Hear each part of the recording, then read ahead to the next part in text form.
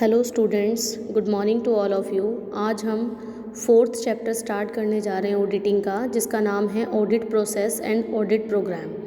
सबसे पहले आपको ये पता होना चाहिए कि ऑडिट करने से पहले आपको क्या क्या प्रिपरेशन करनी है। एक ऑडिटर के लिए भी ये बहुत ज़्यादा ज़रूरी है और उस बिज़नेसमैन के लिए भी जो अपनी कंपनी का ऑडिट कराना चाहता है। नॉर्मली जब हमारे घर में कोई फंक्शन होता है तो उस फंक्शन को में क्या कुछ करना है उसके लिए हमें प्लानिंग करनी होती है, फिर उसका प्रोग्राम सेट करना पड़ता है, देन हम उसको इम्प्लीमेंट कर देते हैं। ठीक उसी तरह से ऑडिटिंग की प्रोसेस शुरू होती है। कहते भी किसी भी काम को कंप्लीट करने से पहले आपको कुछ प्रिपरेशन करनी है, वो प्रिपरेशन आपके लिए प्लान होगा। अगर विदाउट प्लानिंग और प्रिपरेशन के आप अपने रिजल्ट्स को अचीव करना चाहते हो तो वो पॉसिबल नहीं हो पाएगा।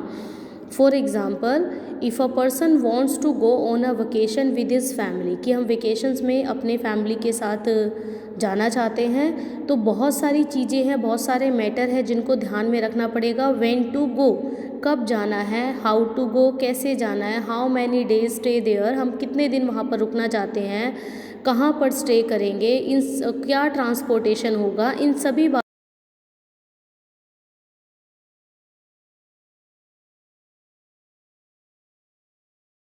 अचीव कर पाए। तो इसी तरह से सेम मैनर में ऑडिटर किसी भी ऑडिट वर्क को शुरू करने से पहले कुछ प्रिपरेशन करना चाहता है, और ये डिपेंड करता है कि उस टाइम सर्कमस्टांसिस क्या है। कहते हैं before commencing the audit work the auditor has to clarify certain basic fact. If the auditor has been auditing the account of the organization over a number of years, then he becomes aware of a number of facts relating to the business। कि आपको कौन कौन सी information चाहिए। अगर आप first time audit करने जा रहे हो तो आप अपने कॉन्ट्रैक्ट को चेक करोगे।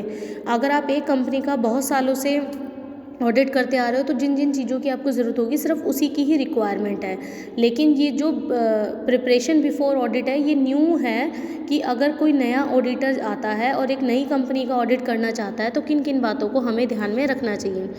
देखिए, फर्स्ट पॉइंट आता है आपका कि scope and nature of work assign.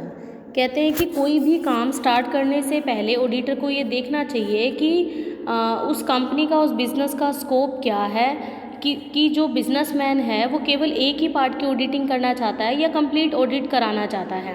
Appointment letter में क्या कंडीशंस लिखी हुई थी, ये सारी चीज़ें पहले ही क्लैरिफाई होनी चाहिए। कहते हैं अगर हम बात करते हैं in case of A statutory audit की, क्योंकि स्टैट्यूटरी ऑडिट क्या होता है, कंपल्शन है कि लॉ ने जो लिख दिया उसी के अकॉर्डिंग होगा। इसमें अपॉइंटर और ऑडिटर के बीच में आप काम को कम नहीं कर सकते हो, ज़्यादा तो हो सकता है, आप अपनी मर्जी से काम को कम नहीं कर सकते हो, और जो भी लिखा हुआ है वो ऑडिट लॉ के अंदर उसी के अकॉर्डिंग आपको काम करना पड़ेगा। अगर हमने कोई टैली करवाना है, ट्रायल बैलेंस मिलवाना है, या P&L या बैलेंस शीट चेक करवानी है, तो उसके लिए हम ऑडिटर को एज एन